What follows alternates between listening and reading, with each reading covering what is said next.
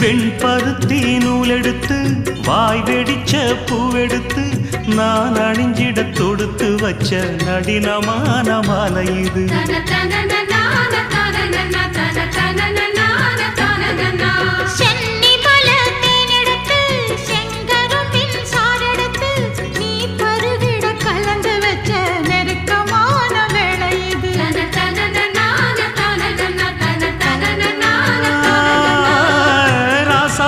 உடம்பிருக்கும் ரவிக்க துணி நானாக அன்னாடம் சூடி கொள்ள ஆசை வச்சாகாதா.